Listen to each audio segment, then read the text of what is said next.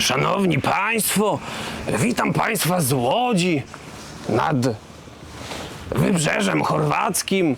Pojawiliśmy się tutaj w poszukiwaniu wszechstronnego motocykla Enduro w klasie 125. Maciej Motowszystkowicz, zapraszam na ten materiał.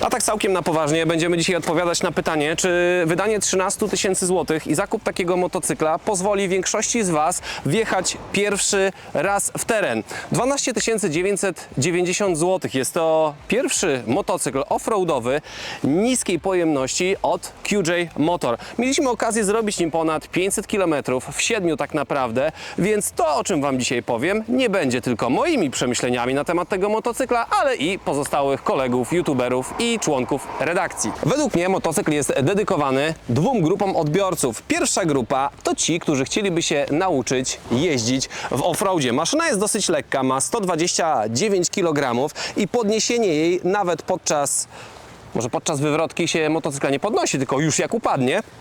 Ale podniesienie go właśnie po upadku nie będzie stanowić problemu, nawet jeśli ważysz 65 kg i jesteś cieniutki. Nawet dziewczyna poradzi sobie z tym motocyklem, więc jeśli chcesz nauczyć się jeździć, to te oponki, które mamy tutaj na pierwszy montaż, co prawda to CST tajwańskie, ale nie ma to najmniejszego znaczenia, dlatego że po szybkich chorwackich kamieniach, po szutrze,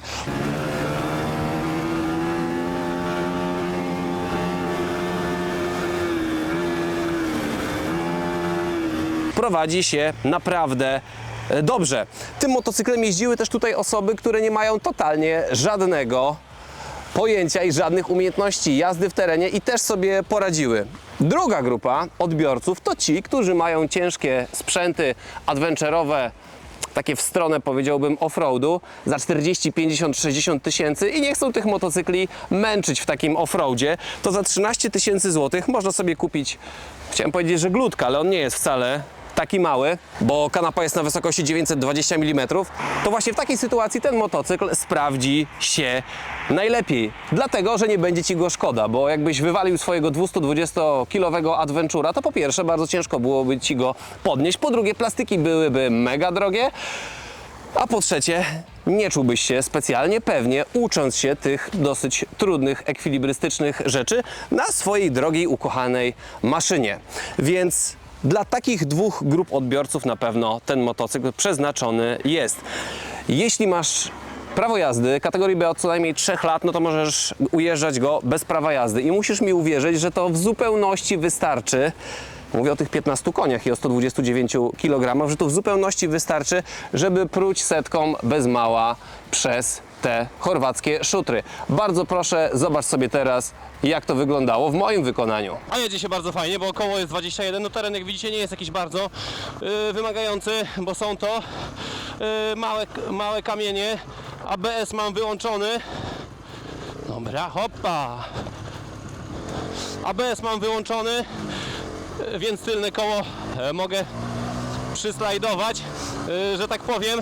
I jak się jeździ, no dosyć prosto oczywiście, bo to 125, nie waży za dużo. Myślę, że fajny motocykl będzie to dla początkujących. Ja oczywiście jestem przyzwyczajony do nieco większych sprzętów, ale wiadomo, żeby jeździć czymś większym, no to pasowałoby najpierw zacząć od czegoś mniejszego. No i to właśnie jest taki motocykl. Bardzo fajnie jedzie się na stojąco. W ogóle wysoki jest ten sprzęcik. Kanapa jest na wysokości 920 mm, jeżeli dobrze pamiętam. No i muszę Wam powiedzieć, że dla mnie jest idealnie. Prawie się wypierdziejczyłem.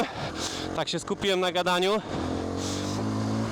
Także jeździ się naprawdę bardzo fajnie. O, muszę jechać na przeciwległy pas, bo zakręt jest w prawo. Ciach, ciach, ciach, ciach, ciach. Ogień jest. Słuchajcie, brzmi super ten motocykl. Jak na nim jedziecie, to tak wydaje się, że to 250. O, jesteśmy na miejscu. Więc jak widzieliście na załączonym obrazku, naprawdę jest to wystarczający sprzęt, żeby jeździć nawet po takim terenie jak tutaj. Plastików nie szkoda, jak się połamią, bez nich też można byłoby jeździć. Zobaczcie, jak wygląda kanapa. Tak jak w motocrossie, zupełny taborecik, dość niewygodny. Nie jest to motocykl, którym można podróżować gdzieś daleko, aczkolwiek jak bardzo chcecie się rozbujać i rozpędzić na asfalcie, to również możecie to zrobić. Łapcie tutaj kilka przebitek z tego, jak to wygląda, pokonywanie szybkich zakrętów.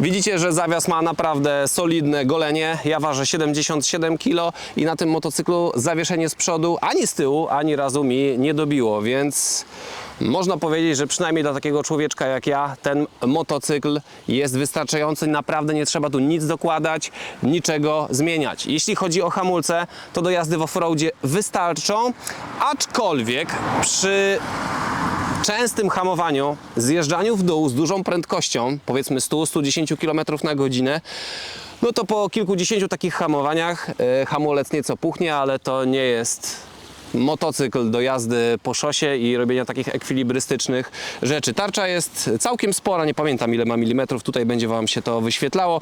Opona z przodu, jak na offroad, oczywiście prawilna, 21 na 90, kosteczka taka powiedzmy dobra do piachu, może do błota nie najlepsza. O, zobaczcie, nawet kamyczek tutaj utkwił. Piecyk ma 15 koni, 125 cm3 i 12,5 N. W związku z tym, że motocykl jest dużo lżejszy niż przeciętna 125, to wydaje się, że jedzie szybciej, bo oczywiście masa jest wrogiem przyspieszenia. Ale bez jajcowania brzmi świetnie. Moim zdaniem może nawet najlepiej ze wszystkich 125 i do szalenia po bezdrożach w zupełności wystarczy. Jeśli chodzi o wiedzę encyklopedyczną, to bak ma 8 litrów. No przy ostrym wygarnianiu pewnie starczy Wam na 250, może 300 km. Jeśli chodzi o zestaw przyrządu, jest niezbyt skomplikowany, nazwijmy to w ten sposób, żeby nie powiedzieć ubogi. Naprawdę niewiele rzeczy tutaj jest. Nie świeci się na przykład, który bieg macie zapięty, więc dla tych, którzy dopiero rozpoczynają sztukę motocyklową, pewnie będzie to mały problem. Jeśli chodzi o ABS, to nie da się go w prosty sposób odpiąć, więc my już na początku testów, a konkretnie Kamil odpiął kabel od tylnego koła, więc wjeżdżając pod górkę, zjeżdżając z górki, możecie sobie slajdzikiem narzucić, więc wygląda to bardzo fajnie oraz przyjemnie się prowadzi, jeżeli można tak zrobić. Handbary to takie, umówmy się, bardziej ozdoba chyba niż to, co miałoby pomóc. Fajnie byłoby wymienić sobie lusterka na jakieś łamane, albo przynajmniej odkręcić te do jazdy w terenie, bo niestety wystają poza obrys motocykla i pierwsza gleba spowoduje, że lusterka zostaną złamane. Mimo tego, że testowaliśmy ten motocykl w 5 czy tam nawet w 6, to ani razu nie zaliczył gleby, więc nic nie jest połamane. Na targi Warsaw Motorcycle Show, które już w ostatni weekend marca, będziecie mogli go zobaczyć w całej okazałości. Powinniśmy powiedzieć jeszcze dwa słowa o najbliższej konkurencji tego motocykla. Na pewno powinniśmy wymienić Junaka, X-Raya, Honda CRF 125 i chyba największy konkurent to jest Yamaha WR 125, która jest dużo droższa, ale przynajmniej nie oferuje nic więcej, więc według mnie wybór jest dosyć oczywisty. Więc jeśli poszukujesz motocykla do 13 000 złotych i nie masz tej dychy, to serdecznie zapraszam Cię, aby zastanowić się nad tym sprzętem. Na YouTubie znajdziesz też inne testy czy prezentacje tego motocykla chłopaków, którzy byli na tym wyjeździe. Niektórzy mieli mniejsze doświadczenie, niektórzy większe, ale wszystkim się podobał i mi podobał się też. On byłby dla mnie idealny, jeśli miałby troszeczkę więcej koni i silnik w rozmiarze 250. Serdecznie zapraszam Was do obejrzenia pozostałych materiałów na tym kanale. To byłem ja, Maciej Motowszystkowicz.